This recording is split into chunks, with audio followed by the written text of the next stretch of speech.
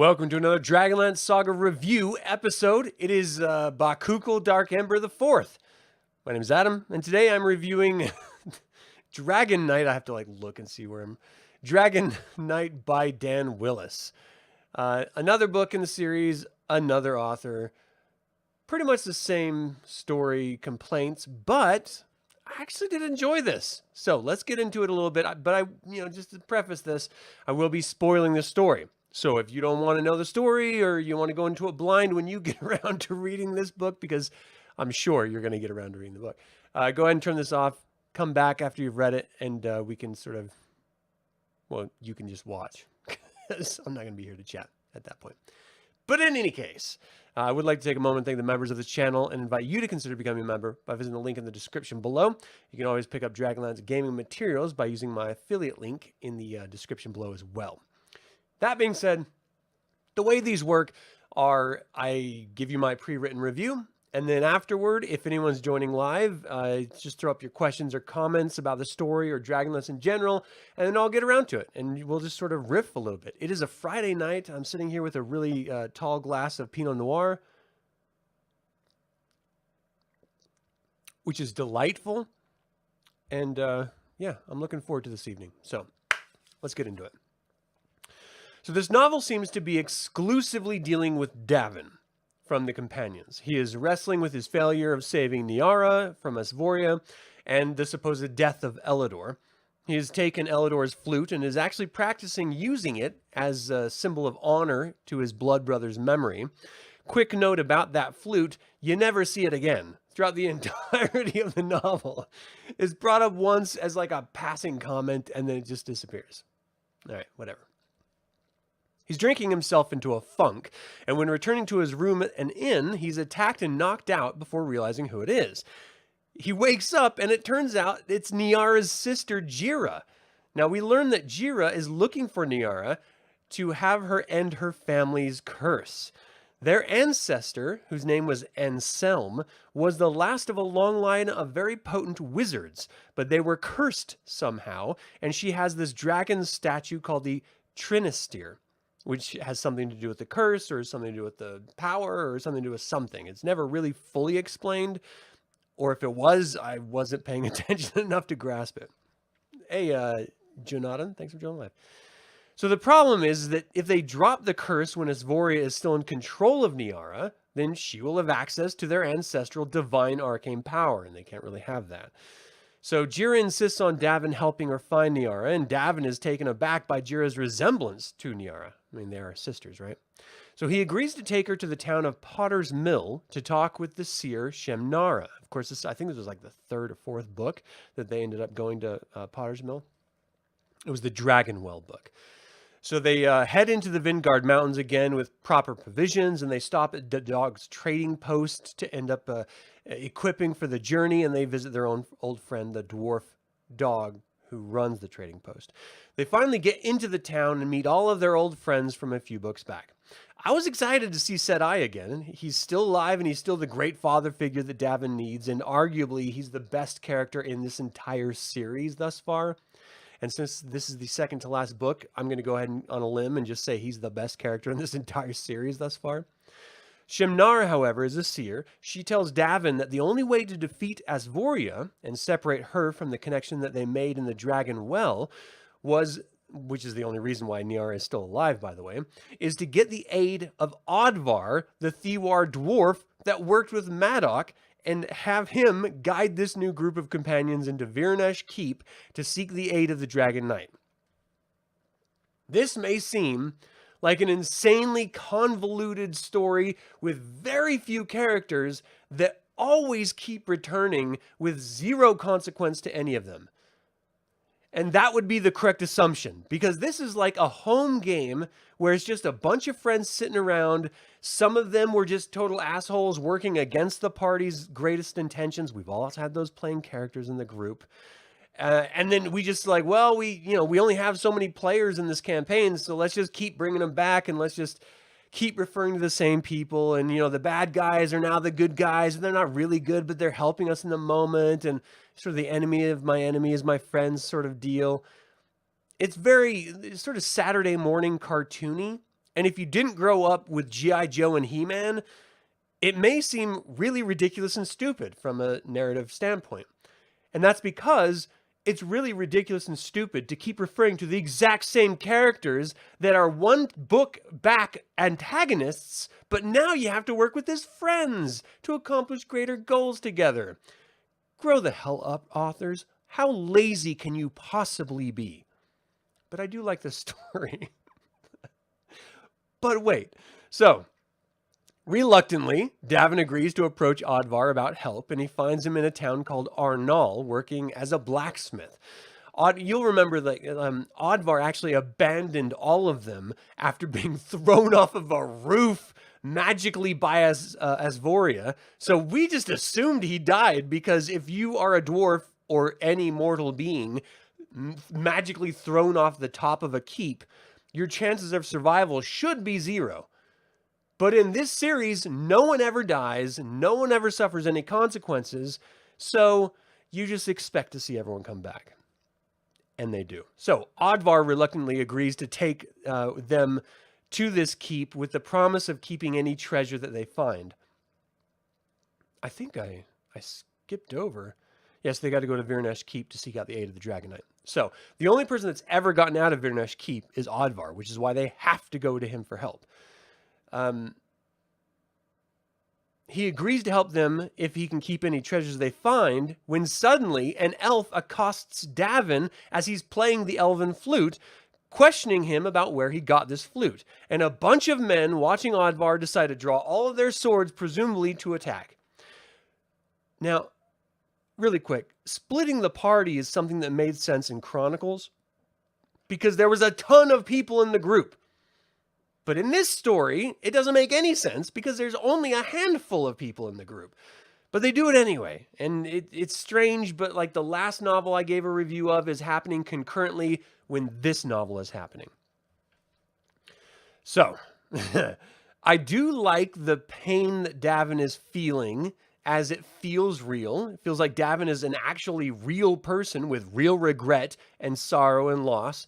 So far, I am actually enjoying the story, and I'm not missing Catriona or Sindri at all, because I had way more complaints about their characters, specifically Sindri and Magic, than I ever did about Davin. However, the battle. So, those guys pull out their swords, the battle ensues, and it was all about Oddvar owing money to these ruffians. The attackers abandoned their quarry after being overwhelmed by Davin, Sedai, Mud, who's all grown up now, is sort of a thief character now, and a newcomer elf called Rena. Rena is the elf that questioned Davin about the flute. Oddvar showed back up after the fight and said I told him that if he ever abandoned them during Brawl again, he would whip his ass. And Oddvar just sort of, acknowledged that he spoke and just moved on, just ignoring him. Sort of like the total Oddvar thing to do. And here's the truth of the matter. I like Oddvar. There's no reason why I should like Oddvar. He is a garbage henchman character, but for some reason, he can survive when everyone else around him should have died. And he doesn't really have any allegiances. Like, he's thrown out of his home. His parents hate him. His people hate him. He was only working for Madoc to get magical power in order to punish the people who spurned him. I kind of like that sort of self-interested survival comes first and foremost, and revenge is a sort of motivational factor type character. And that personifies Oddvar. So as much as I don't like him, I kind of dig him. It's, what are you going to do? All right. So the addition of this elf Rena was really out of left field. It made no sense why at one point she would aggressively speak to Davin, and then the second point she's like, hey, let me come with you guys. And again, it felt very much like, well, we have these players at the table, and this game session is only about these few players, so all you other players who had your other characters in the other book, how about you play new characters, and we'll just all work together. This is very much like, this whole series is like a home game, which is really the only redeeming quality about the entire series. Okay, so that being said, it almost feels like they're setting her up to be Elidor's half-sister, which would be completely lame from a story standpoint. And as I was editing this, that's exactly what they did, and it was completely fucking lame completely lame from a story standpoint. They did the most lazy and obvious storytelling technique to bring a foreign character into an established character's narrative by saying, oh, I'm the half-sister of the character that you're mourning. So let's go together. Let's work together. We're friends. So lazy, so obnoxious, and so obvious before they don't even tell you that until the last third of the novel. But you knew the second she joined the group that that's exactly why. So lazy. All right. So I guess I have to say, Dan Willis in this particular case, but every author who has ever touched these New Adventures books, are you just bored? Like, are you mailing it in?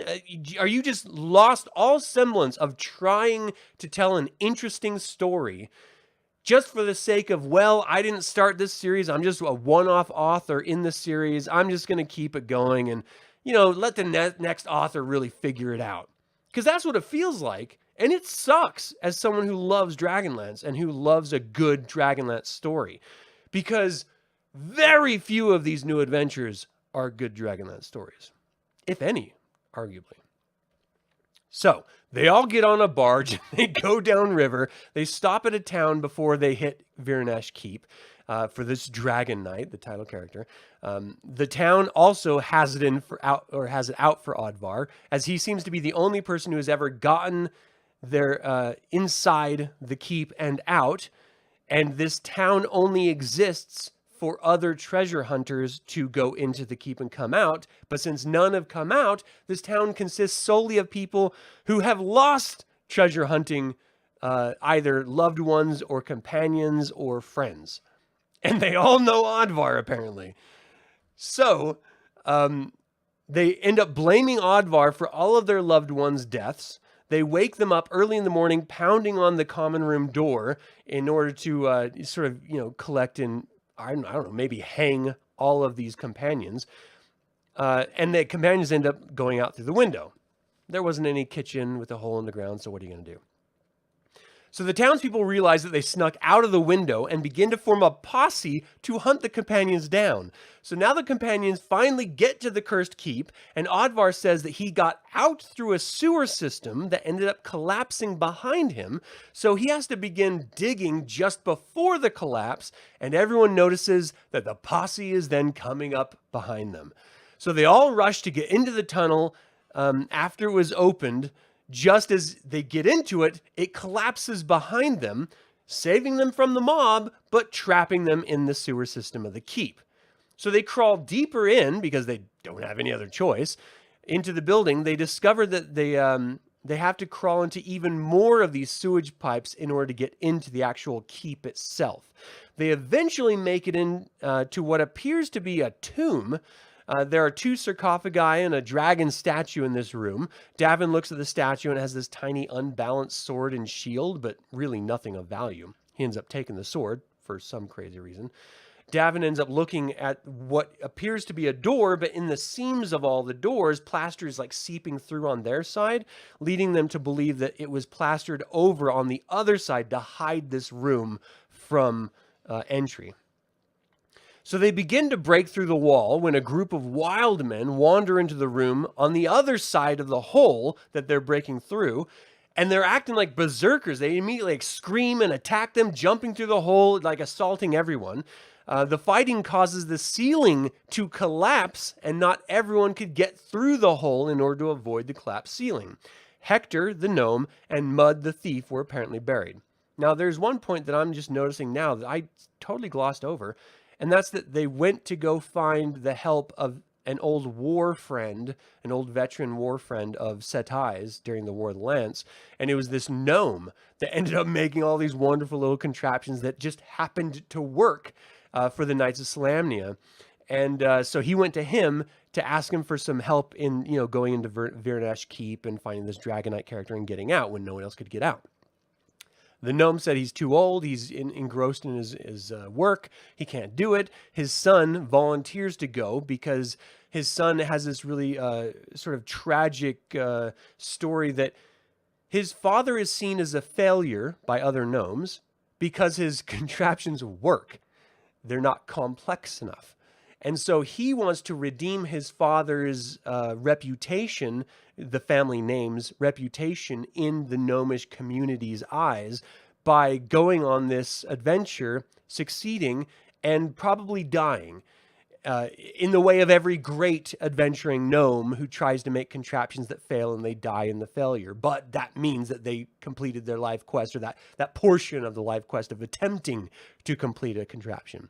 It's this really convoluted, crazy idea that doesn't make any sense at all unless you understand gnomes from Krynn, because they don't make sense. Then it makes perfect sense. So I really appreciate that, at least with gnome culture, they stuck true to how gnomes are treated. Insane engineers. That's really how they made them. So they end up getting him. His name is Hector. He's just a badass little gnome guy who's just really super creative. He gets along great with Mud. And those are the two, the thief, that ended up getting buried alive. However, as has been shown by the 5 or 6 novels preceding this one, no one ever dies. There is no consequence. So there's no possible way at this point in the book you're actually thinking that Hector and Mud died. It's ridiculous. Like, how could they possibly die? Even if they were swallowed by a dragon, somehow these authors would write them back into existence, sort of like Richard Knack with Huma Dragonbane and Kaz the Minotaur. They're just like, they miraculously survive every encounter by passing out. And then they wake up and they're in a safe spot. So this author is taking that cue. It's a shitty trope of Dragonlance books that there are few and far between consequences that happen to characters. But if you're a dumbass, you should die. There should be consequences to stupid actions. That's just like they are in life. I take a hammer and I hit myself. There's going to be a consequence. I might have a concussion. I could, rupture my eyeball and have it spurt out in all gelatin or something. Like, there's innumerable consequences that could happen from doing something stupid.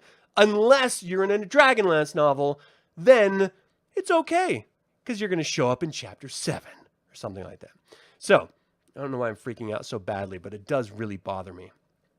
So Davin's freaking out because, of course, 2 more people seemingly died on his watch, even though Elidor never died on his watch, and Niara is still very much alive in her own body, but is taken over by Asvorius. So he's never actually lost anyone, except for his father, but then that really wasn't his fault, so he doesn't really have any reason to be mourning these people. But if you just suspend disbelief, then it's okay.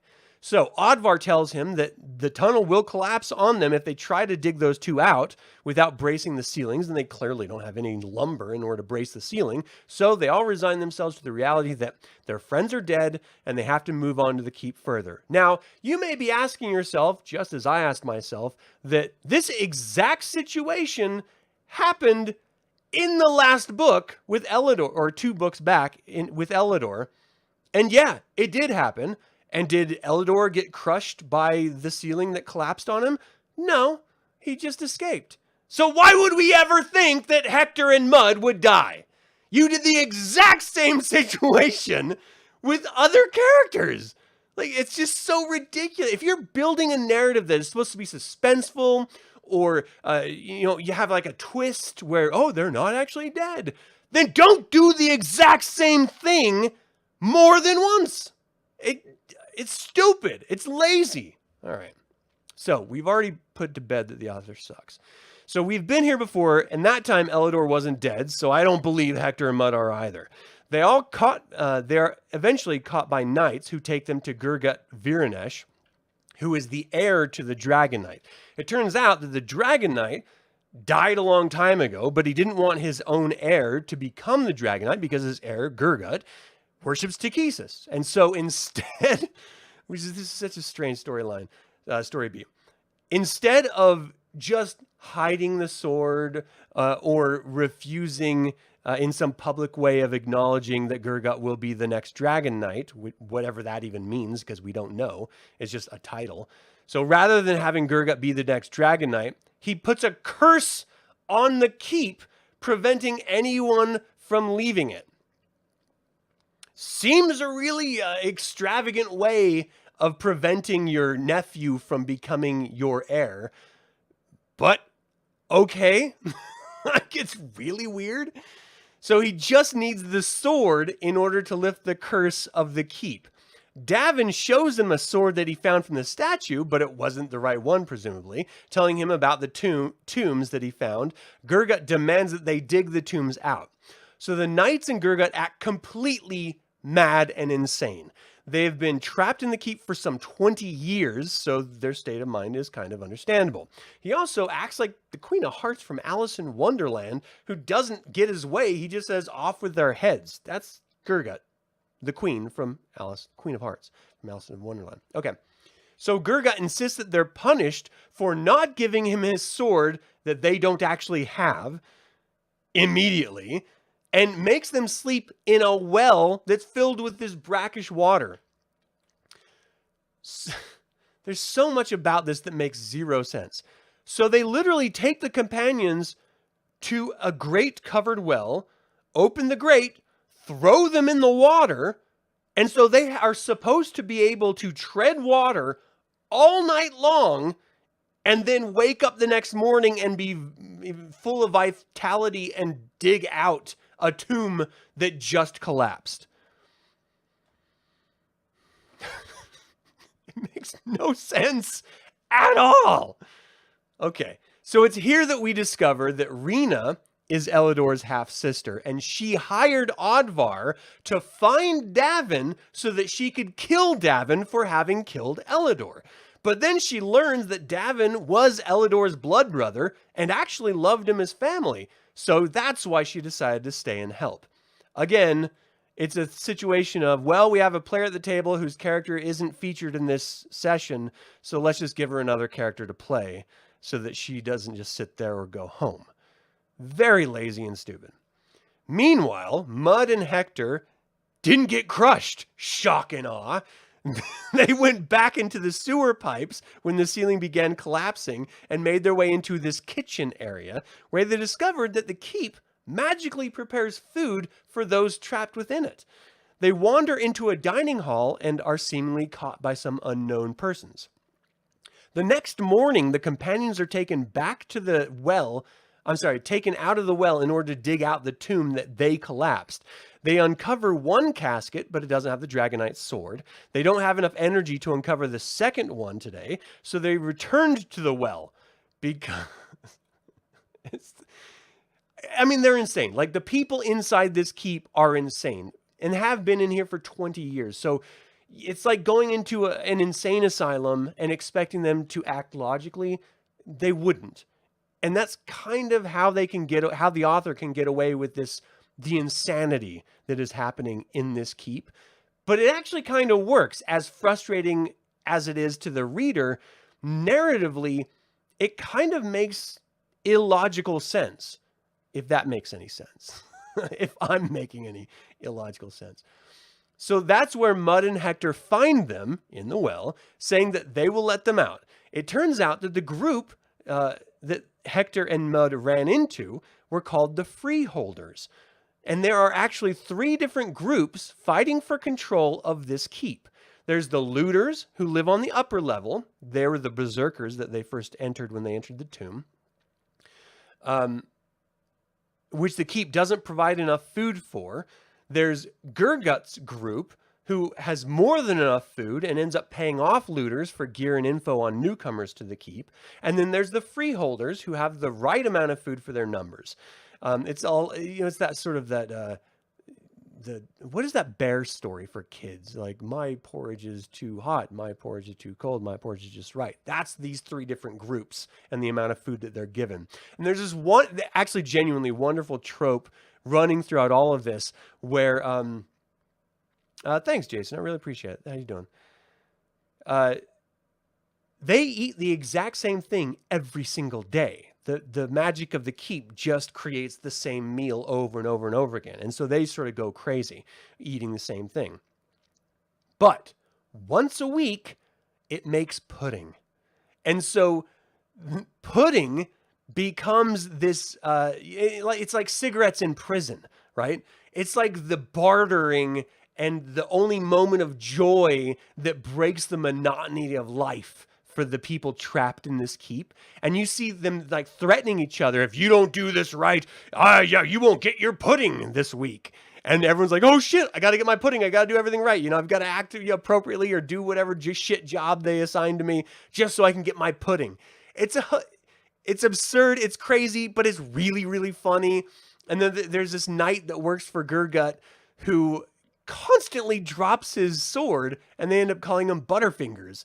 So this really ridiculous knight who is a guard who is incapable of holding onto a sword, like a through line of the entire novel that they're trapped in this stupid keep, is the sound of clanging swords falling on the ground because the dude can't keep a hold of it. It's stupid and ridiculous, but it's kind of funny too, and I really appreciate it. All right, so maybe the author's not 100% terrible. So all of them have given up hope of ever leaving this keep at this point. Davin explains to the freeholders that the sword situation that Gurgut is freaking out about, and Oddvar reveals that he reveals himself to the leader. Now it turns out that Oddvar was a part of the freeholders when they first entered the keep, and he was the only one that ended up getting out, assuming everyone else died. And so the freeholders are appropriately incredibly pissed off at Oddvar for not coming back for them and go to like straight up murder them. But Davin ends up like sort of, doing the stalemate.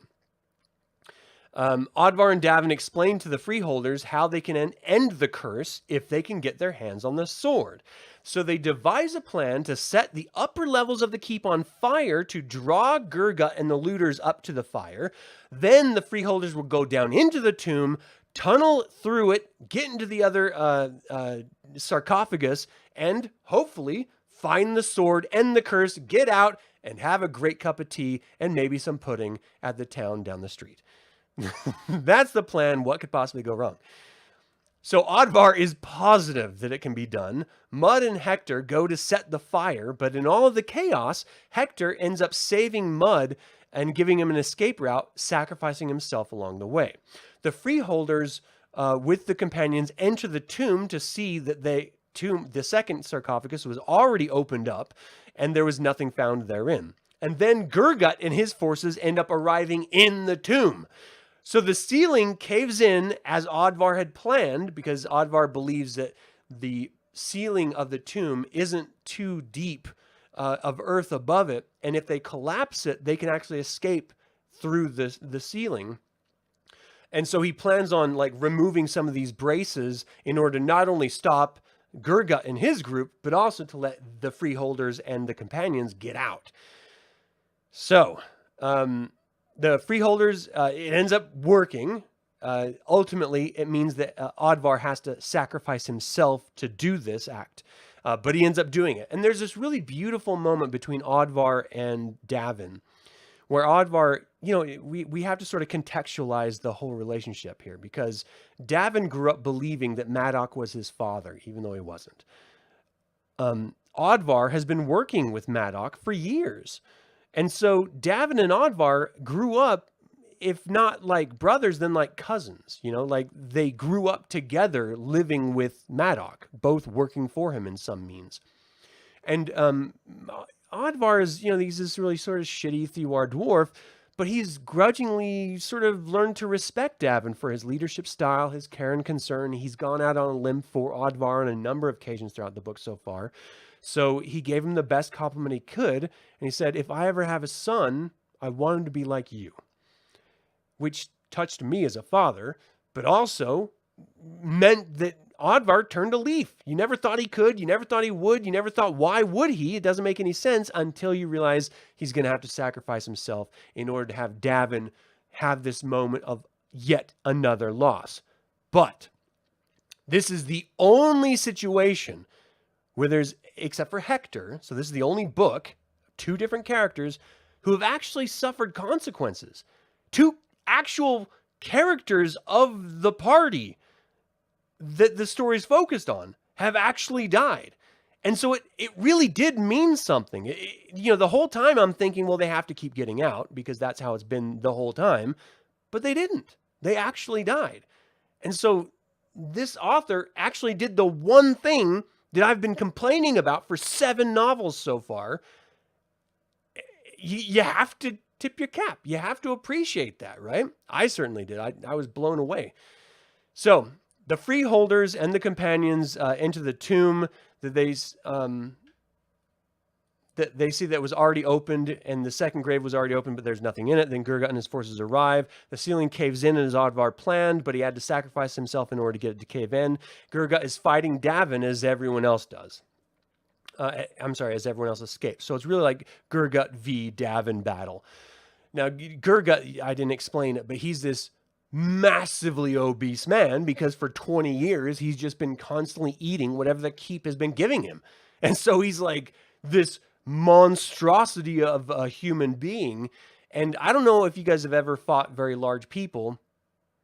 I have, and it's actually a challenge. So I felt bad for Davin, because he's a big dude he's facing off against. And, there's only so many times you can punch his stomach before you realize it's not really doing anything to the dude. It's just the reality of mass.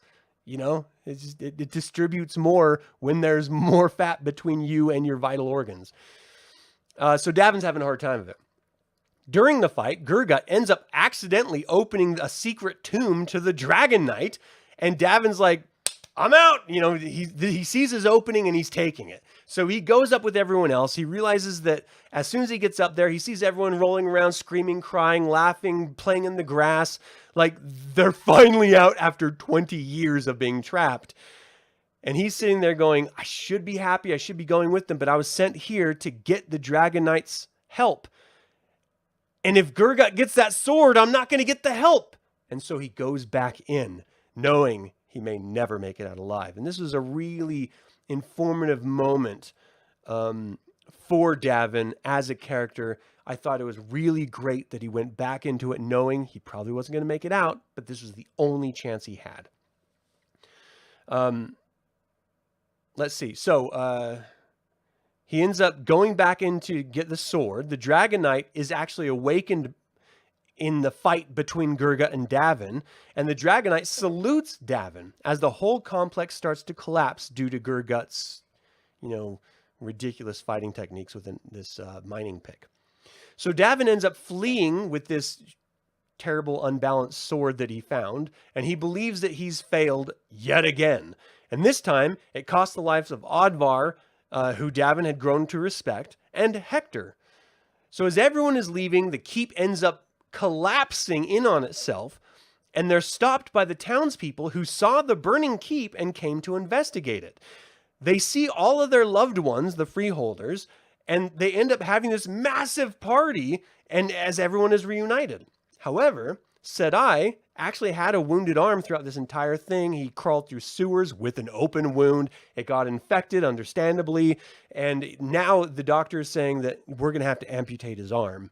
There's no way around it. And Davin knows that Sedai is a hunter. He's a warrior. If I amputate his arm, that's his life. That's his livelihood. I can't do it, but it's either his arm or his life. So Davin finally relents and says, fine, take his arm. The scene reminds me of like some weird Civil War era way of healing people. Like, well, he's got a toothache. We're going to have to take his leg. It's just like, what? How does A equal B? He has an infected cut on his arm, so you have to remove the arm? Because clearly the infection has already spread throughout his whole system. How is removing the arm going to remove the infection? Doesn't make any sense. But what are you going to do? So, after Sedai's wounded arm is removed, they all return to the town and book passage back to Potter's Mill to report their failure, hoping that the seer Shannara, it's not Shannara, it's Shemnara. Creative turnaround for a different character and different story. On, what insight she might have on what they got to do next. The whole point of this book was to get to the Dragon Knight's castle, get his help, in order to defeat Asvoria. That's the whole point. So they get to the keep, the Dragon Knight's dead, there is no other Dragon Knight, and so they leave. And now like they just lost again. And this is a running theme throughout all of these books. They have never succeeded at anything they have ever tried to do. So it's not too dissimilar from a regular gaming session that I've ever been a part of. Anytime we've ever seemingly like succeeded, it's like an accident. It's like a mistake. It's like we stumbled through chaos and just happened to win. You know, I've never been in a group where we just felt confident the whole time and we just waylaid every challenge and, you know, we were successful. It's always like we're crawling out of the earth, like gasping for breath, like, we did it! We're alive! You know? I don't know. Is anyone else? I have horrible dice rolls, though, so I'm cursed. So anyway, they arrive at Shimnara, and she tells them that they actually succeeded. They removed the curse of the Dragonite's keep, and the Dragonite saluted Davin, which I guess was the way that Davin would be chosen as his successor. And so she takes this worthless blade that Davin took from the tomb, and she plunges it into the little scrying pool of dragon blood, and it turns into this brilliant, keen blade of the Dragonite. And with it, Davin can now sever Niara from Asvoria. Now, doing that did cost Shimnara all of her powers, however, but then she regained her sight. So it's not all bad. Shimnara tells Davin that she needs to go into the service, that he needs to go into the service of Asvoria, and when the time is right, strike her down with the Dragonite's sword. His new companions need to unite with his old companions in Palanthas and come to aid him in Asvoria's defeat. So this all happened simultaneously with the last novel, which I really like story-wise. I also love that the whole mix with the 3 different factions in the keep vying for control of the keep. I thought that was a really wonderful turn of sort of adventuring events. Like I might steal that for a future adventure at some point. It just created for a very interesting narrative.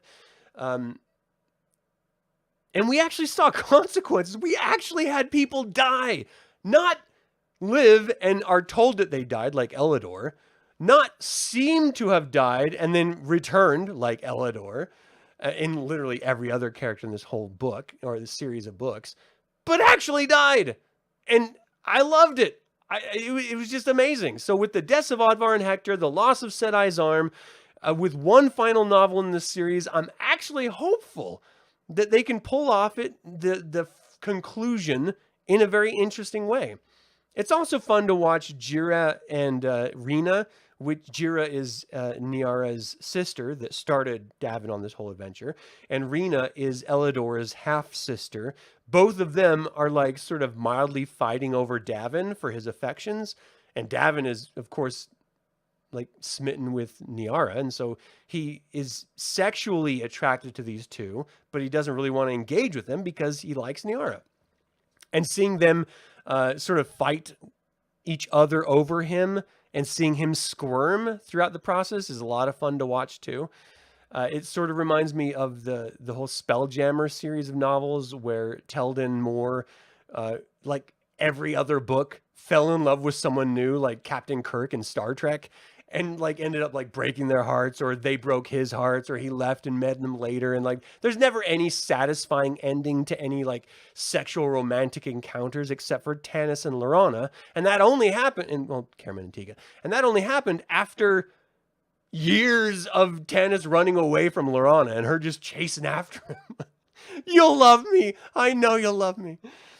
And he eventually did. So ultimately, I did like this book, and if you have read everything preceding it, you might as well read this too, because it's the better of this whole series of books.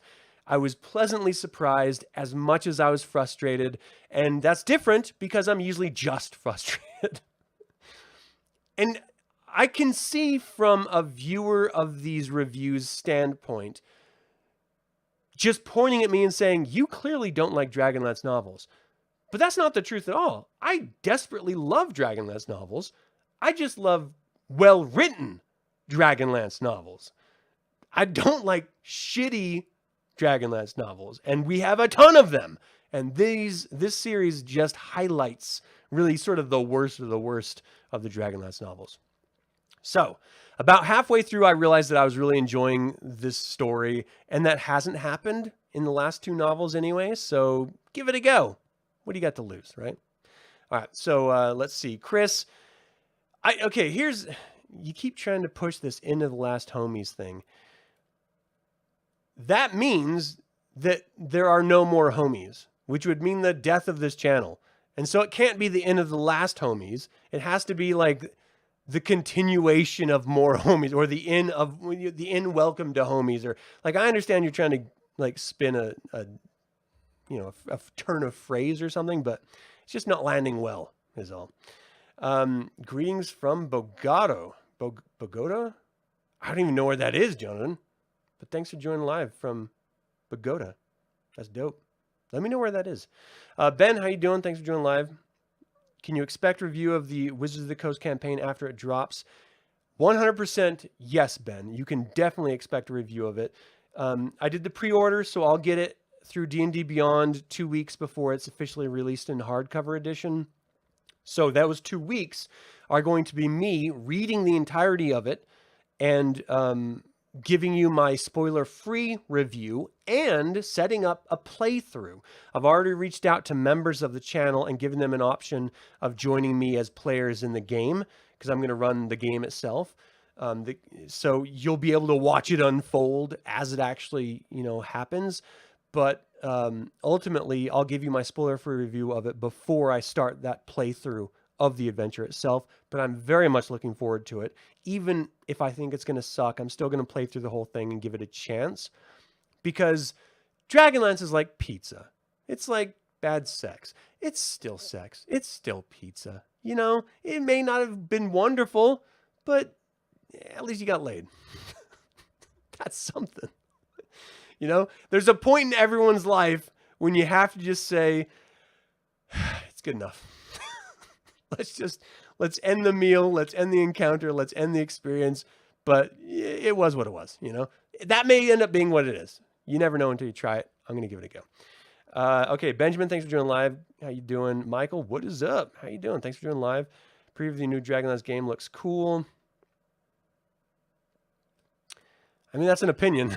I'm not going to shit on your opinion.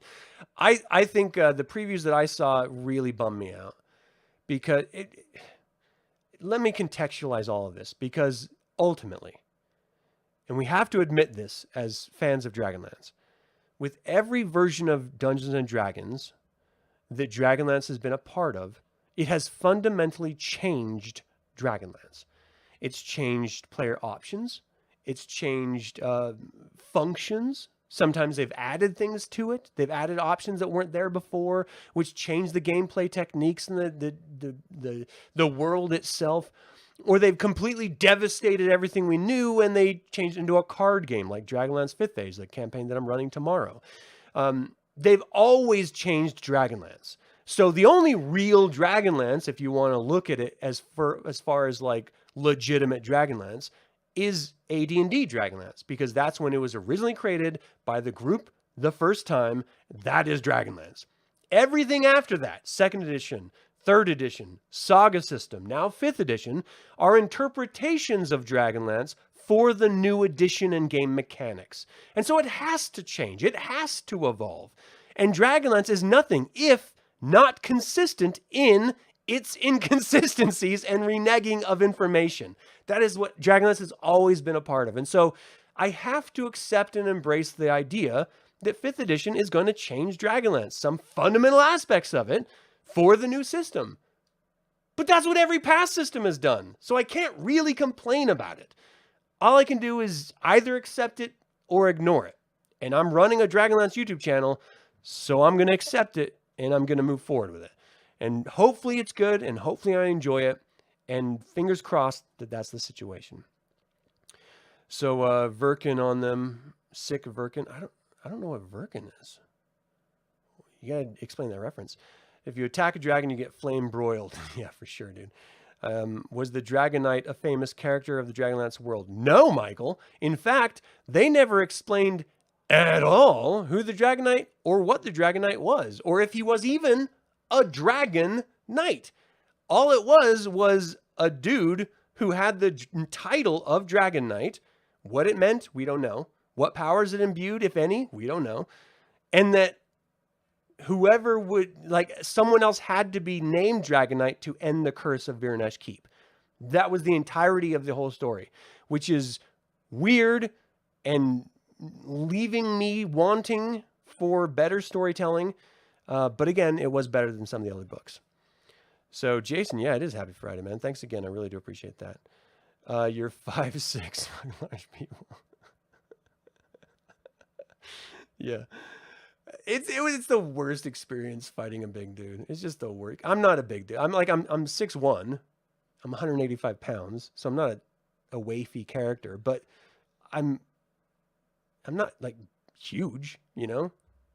Fighting a big dude is not fun. First of all, I don't like fighting anyway, but if you have to like go toes with someone, you got to go toes. And it's not enjoyable at all. So what are you gonna do? All right, so Colombia. Oh hell yeah. Dude, I don't want to hit Colombia because that sounds very violent right now. But I want to hit South America so bad. So bad. It's so beautiful down there. You have more slots for players asking for a friend. I do have more slots. I'm waiting to hear from members first, and then I'm going to open up to other people on the channel. Let's see. You want to join one of the games? You have to fit into the schedule that I'm playing. It's going to be Saturdays from 11:30 a.m. to 3:30 p.m. Mountain Time. If you can devote yourself to that time, then you might be able to get in a slot. But if you can't, then don't say you could and don't try to join, because it's just going to be disappointing for the other players and for everyone else when, you know, a player has to keep dropping because they couldn't meet the schedule. You are large people. All right. Cheers. Forget the Kender character, Ashley Goldman. Ashley's great. Goldman's great.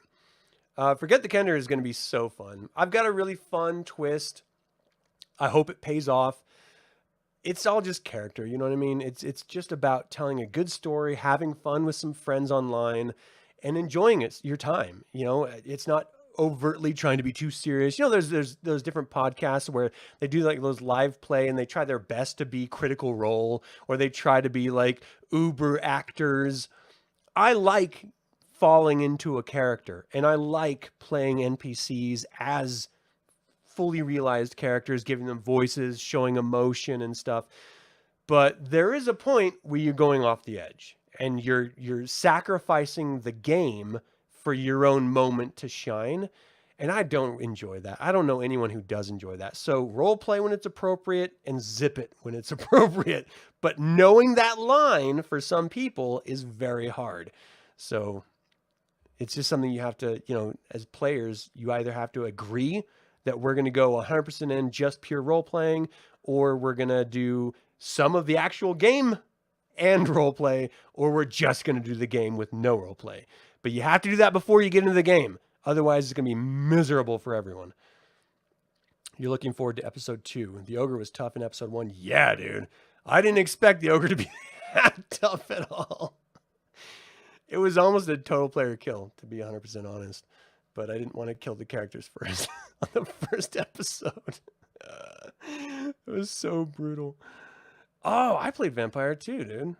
I liked Werewolf more than I liked Vampire. But Masquerade, I had a lot of fun with Vampire the Masquerade. I did live action though. I never did like the LARPing.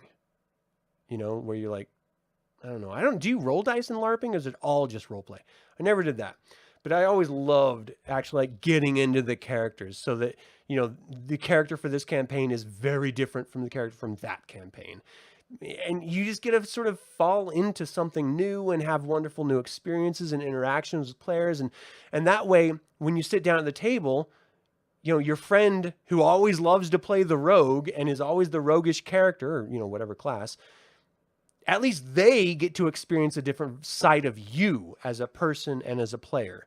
And I think that adds to the fun of it when you can sort of switch it up and sort of dip your toes in different pools, you know what I mean? Try different things out. Paper, rock, scissors. That's how you did it? Really? Paper, rock, scissors? I had too many like straight up gothic friends who really thought they were vampires. 100% real on that. I couldn't do that. That's too much for me. I can't.